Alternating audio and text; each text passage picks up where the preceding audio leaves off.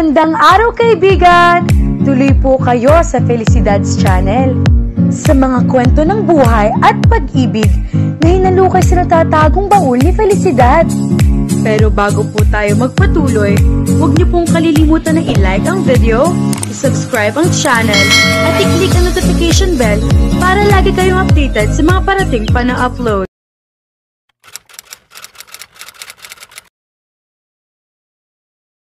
Buong akala ni Zoraya ay hindi makakarating si Riker sa graduation day niya sa kolehiyo. Ayon sa binata, ay may business meeting daw ito na hindi maaring kanselahin. But when the ceremony ended and she went to her parents, kasama na mga ito si Riker. Tila kadarating lang dahil hinihingal pa. "You came?" saad niya.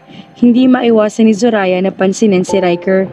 Napaka-formal ang suot ng binata dahil nakasuit pa. Pero siguro ay dahil na rin sa meeting nito. Sa kabila ng pagod na nakikita niya sa mukha ni Riker, nanatili pa rin nakaaya-aya itong tignan.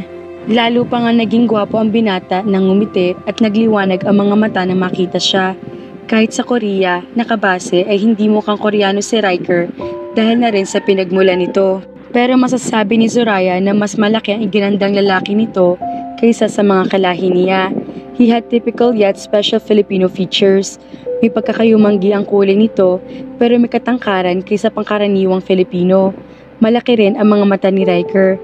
Hindi masyadong katangusan na ilong at may magandang mga labi. But what made him distinct from others was his smile. Maganda ang ngiti ni Riker. Iyon tipo na mapapangiti ka rin kapag nakita mo iyon. Isama pa na mararamdaman mo rin na safe ka kapag kasama ko ito. Niyakap siya ni Riker. "I did. Tinapos ko talaga ng maaga ang meeting para lang makaabot ako kahit papaano. I couldn't miss your graduation."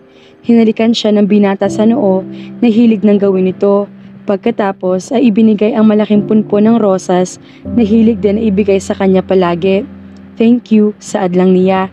Pagkatapos niyon ay niyaya siya at ng pamilya ni Riker na kumain sa labas para i-celebrate ang pagtatapos niya sa kolehiyo. Pagkatapos kumain ay nagpaalam na agad ang mga magulang niya sa kanila. Binigyan sila ng mga ito ng oras para sa isa't isa. Niyaya siya ni Riker sa Seoul Tower. Umakyat sila papunta sa Locks of Love. Binisita nila ang inilagay na lock doon na kahit natatabunan na ay madali pa rin nilang nahanap. "Hanggang nananatili ang lock na yan dito, ay mananatili rin ang pagmamahal ko sa'yo," wika ni Riker habang tinitignan ang lock. Sa halip na sumagot ay tiningnan ni Zoraya ang mukhang sinseridad ng binata. Nakita niya na puno ng mukha nito. Gusto niya ng pakiramdam na malaman ng lalaki ang pagpapahalaga sa kanya ni Riker. Gusto niya ang pagsasabi malaman ang binata na mahal siya nito. Masaya rin siya ng mga iyon. Pero sa kasamaang palad, tila nahihirapan siya na ipakita at magsabi ng mga ganoong salita sa binata. Sa kabila ng matagal ng relasyon, ay hindi pa rin niya tuwirang nasasabi kay Riker na mahal din niya ito. Oo, masaya siya na kasama ang binata. Pero nararamdaman niyang madalas ay naiilang pa rin siya rito. Iyon ba ay dahil sa hindi siya ganoon kasanay sa presensya ng isang lalaki? Kahit kasi sa ama ay ganoon din siya. Dahil sa hindi pinipilit ni Riker at masaya rin ito na makasama lang siya sa kabila ng mga hindi nasasabi, ay hindi na lang niya pinilit sabihin at aminin ang nararamdaman. Ang mahalaga ay alam niya na tamang ginagawa. Gusto ng mga magulang niya si Riker at ganoon din ang mga magulang nito sa kanya. Makabubuti si Riker para sa kanya. Nang mapansin ni Riker na tinitignan lang niya ito, ay tumingin din ang binata sa kanya. Hinawakan nito ang mukha niya. "You're a graduate now, Zora." Hindi minsan na nagkalapit ang mukha nila ni Riker. Dahil hilig nito na halikan ang noo niya, ay madalas na nagkakalapit ang mga iyon. Palagi niyang pinakikiramdaman ang damdamin ng halik na iyon sa kanya. It just seemed comforting. Hindi kagaya ng halik na dapat daw ay nararamdaman niya sa nobyo, ayon sa ilang kaibigan niya. Dapat daw ay hindi lang nagpapakalma siya ng halik. Dapat daw ay may something special doon, kagaya ng paglakas ng tibok ng kanyang puso, na sa kasamaang palad ay hindi niya naramdaman sa mga halik na ibinibigay sa kanya ni Riker. "And with that, I want to kiss you properly now," wika nito, saka ibinaba ang labi sa mga labi niya. Nagulat si Zoraya sa ginawa ni Riker. Hilig siyang halikan ng nobyo pero palaging sa noo lang iyon. Ngayon lang siya nito hinalikan sa mga labi. Iniisip niya noon na kaya palaging ganoon ay dahil nirerespeto siya nito at dahil bata pa siya. Mukhang tama naman ang hinala niya. Naramdaman ni Zoraya na bahagyang nag-iba ang tibok ng puso niya. Gusto niyang isipin na epekto iyon ng halik ni Riker. Pero dahil nagulat siya sa ginawa nito, ay bahagyang natakot din dahil iyon ang unang beses. "You have sweet lips, Zora." Nakangiting wika ni Riker pagkatapos. Naramdaman niya na namula siya. "Thank you." Ngumiti ito. So polite. Niyakap siya nito pagkatapos at bumulong sa kanyang tainga. It was supposedly an intimate act, but Zora was fine with it. It was just fine, not special. "Congratulations. I'm so proud of you. I love you so much, Zora." Ngumiti lang si Zoraya bilang ganti. She wondered when the time would come she would sincerely say those words to him too. Unang araw ng trabaho ni Zoraya. Kahit nakapasa sa board exam ng dentistry at ganap ng dentista, ay hindi niya maiwasan na kabahan. Iyon na ang realidad. Nagkaroon din naman siya ng training, pero iba na ngayon. Solo na niya ang responsibilidad. Ilang beses niyang sinabi sa mga magulang ang nararamdaman at ilang beses din siyang pinaliniwagan ng mga ito na makakaya niya iyon. Pero lalo pang lumala ang kaba ni Zoraya nang break na ay wala pa rin siyang trabaho. Ang unang 2 client kasi ng clinic ay ni-request ang dating dentist sa clinic dahil sanay sa huli. Nang matapos ang break ay dumating ang unang prospective client ni Zoraya na nagkataon naman na si Riker. "Anong ginagawa mo rito?" Hindi alam ng nobyo ang nararamdaman niyang kaba dahil ayaw niya na mag-alala ito. Ang alam niya ay may importanteng meeting si Riker ngayon. Pero natatakot siya na baka kapag sinabi ang nararamdaman ay mag-alala pa ito. "Dinadalaw ka, hindi natuloy ang meeting, kaya tumakas muna ako sa opisina. Gusto ko lang malaman kung anong lagay mo. So how was it? Nakaisang client ka na ba?" "Ano?" Excited na excited si Riker. "Wala pa." Ibinaba ni Zoraya ang ulo. Alam niya na hindi dapat siya mahiya, pero sa nakita excitement kay Riker ay tila nahihiya siya. Kinakabahan siya samantalang ito naman ay tuwang-tuwa. "What? Bakit?" "Sabagay, maaga pa naman. Pero bakit parang malungkot ka?" Hinawakan ni Riker ang baba niya, pagkatapos ay hinawakan ng kamay.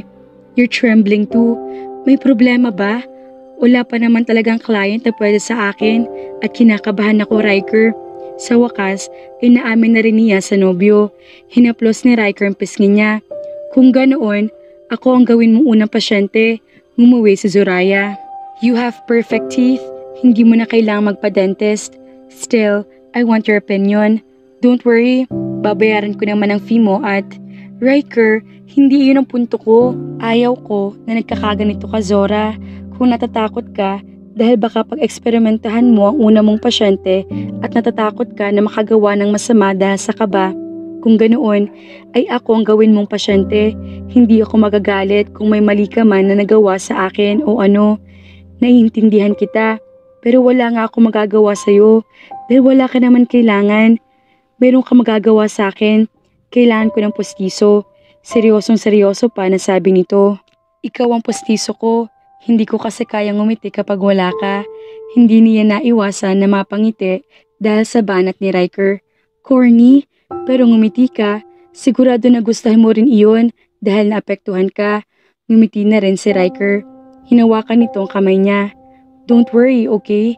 Hindi ka makakagraduate at makakapasa sa board exam kung hindi ka magaling. Always believe in yourself. O kung hindi mo magawa, then believe in us who believe in you." Sa mga sinabi ni Riker ay gumaan ang pakiramdam ni Zoraya. Kahit hindi madalas na may express ang sarili o ang mga reaksyon na ginagawa ni Riker, madalas sa ginagawa nito iyon sa kanya. Masaya at magaan ang pakiramdam niya kapag kasama ito.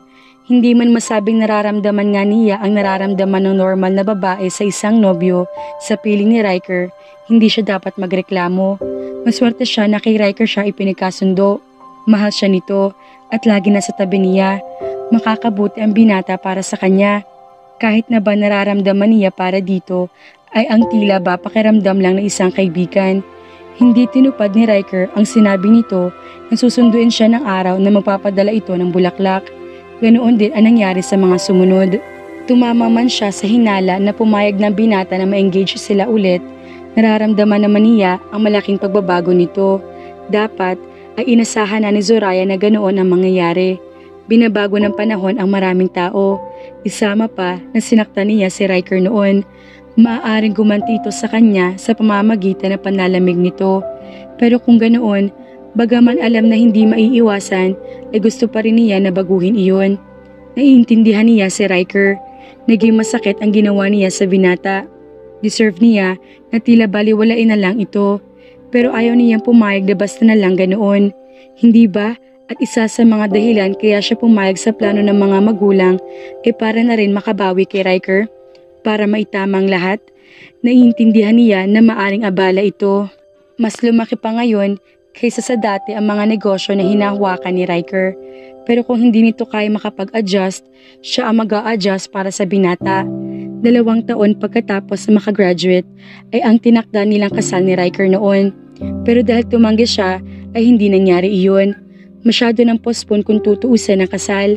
Kaya ngayong pumayag na ito na makipagbalikan, itinakda ang kasal sa lalong madaling panahon.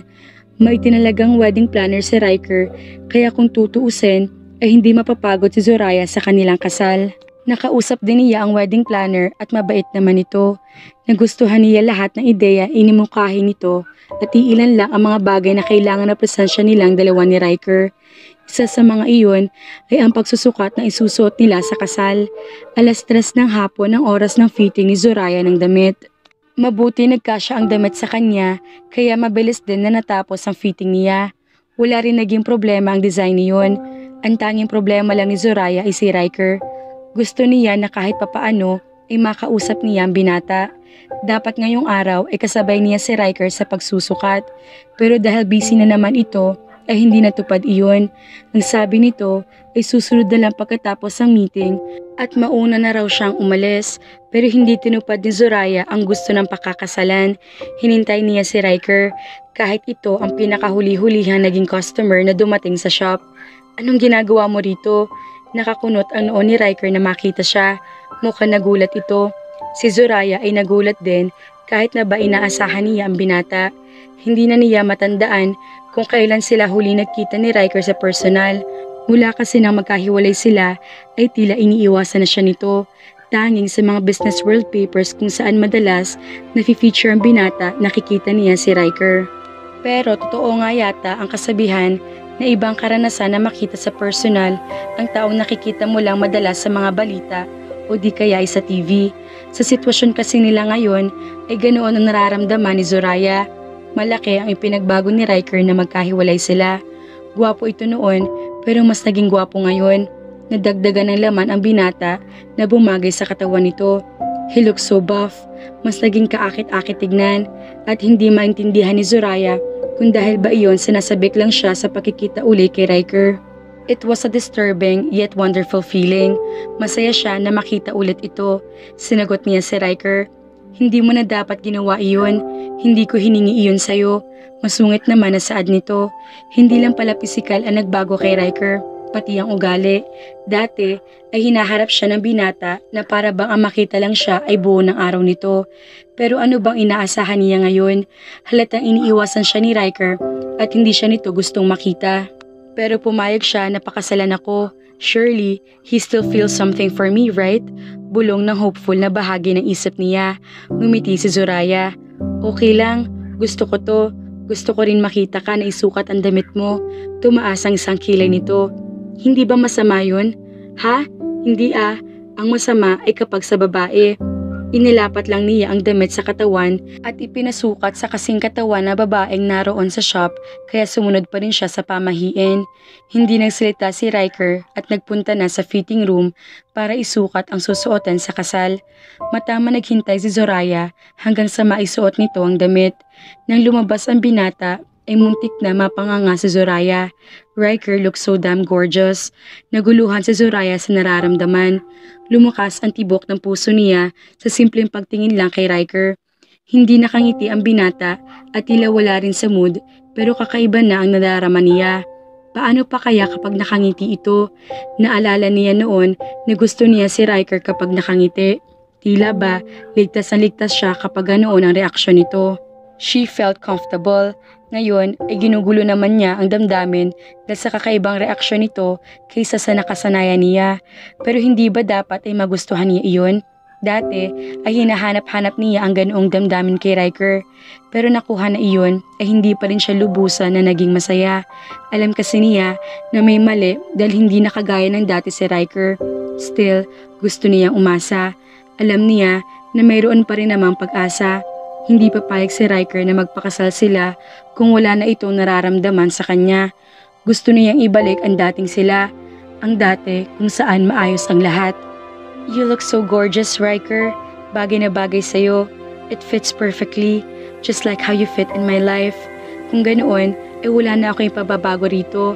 Wika nito at akmang babalik na ulit sa fitting room para magbihis. Wait, yun lang? Ganoon kabilis? Kumunot ang noo ni Riker. What's wrong? Ikaw na mismo ang nagsabi sa akin na bagay sa akin ang damit. Bakit pa ako magrereklamo? Nakagat ni Zoraya ang ibabang labi. Tamang binata. Pero bakit ba? Tila may hinihintay pa siya. Hindi na itong dating Riker. Hindi na magpapasalamat ang binata sa mga papuri niya o matutuwa sa lahat ng mga sinasabi niya.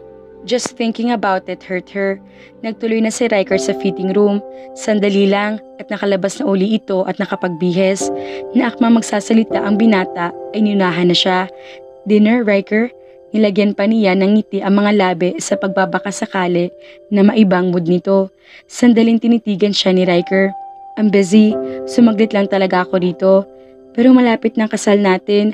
Noong mga nakaraang araw, hindi man lang tayo nagkasama.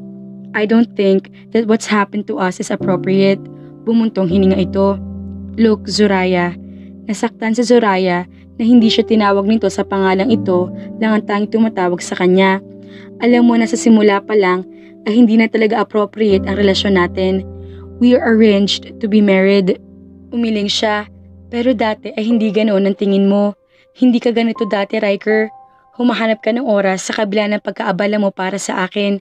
Hindi na ikaw ang dating babaeng kilala ko. Mahahalata ang galit sa boses nito. Pero pumayag ka pa rin na magpakasal uli sa akin ngayon. Hindi nagsalita si Riker. Matamang tinitigan siya nito. Nararamdaman ni Zoraya ang apoy sa mga mata nito. He looked mad. Wala ka na ba talagang nararamdaman para sa akin ngayon, Riker? Alam ko na nasaktan talaga kita ng husto dati, kaya hindi kita masisisi kung magalit ka sa akin ng ganito. Tanggap ko na kaya mo ako tinatrato ng ganito ay dahil gusto mo akong paghigantihan. He snapped. Don't assume too much. Kung ganoon, ay bakit mo ako tinatrato ng ganito? Wala na ba talaga akong halaga sa'yo? Sa pagsasabi ng huling tanong, ay muntik na mabasag ang boses ni Zoraya. Sa kabila ng pagtanggi kay Riker noon, ay nanatili pa rin itong mahalaga para sa kanya. Kung wala ka ng halaga sa akin, hindi ako papayag sa ganitong sitwasyon. Nabuhay ang loob ni Zoraya. Kung ganoon, ay pumayag ka na makipag-dinner sa akin ngayong gabi. Let's talk. Umiling si Riker. I can't. Sinabi ko na sa'yo na busy ako. Riker, I'll try next time. Iyon lang at dire-diretsyong umalis na binata sa harap niya ni hindi mo lang nagpaalam sa kanya. Ganoon na ba talaga halaga pa rin? Kahit pagpapahalaga sa isang kaibigan ay hindi masabi ni Zoraya na ganoon ang ginagawa ni Riker. The pain was wearing her down. Pero kagaya ng dati, alam niya na deserve pa rin naman niya iyon. Ang mahalaga ngayon ay may pagkakataon pa rin sa kanila ni Riker. Isang malaking bagay na ang pagtanggap at pagpayag nito na bumalik sa kanya. Dapat ay hindi na siya humihingi ng sobra-sobra pa, pero dapat ay hindi habang buhay na ganito kami. Bulong na isang bahagi ng isip niya. Gustong gumawa ng paraan ni Zoraya, pero paano siya gagawa ng paraan kung tuwing sinusubukan pa lang ay tinatabay na siya nito? Hindi siya ang klase ng babae na mapilit. Hindi rin siya marunong mangulit. Dahil doon ay lalo siya nahirapan sa pagpapaamo, pero hindi siya maaring sumuko. Sa kanilang dalawa, siya ang may kasalanan, ang binatang agrabyado.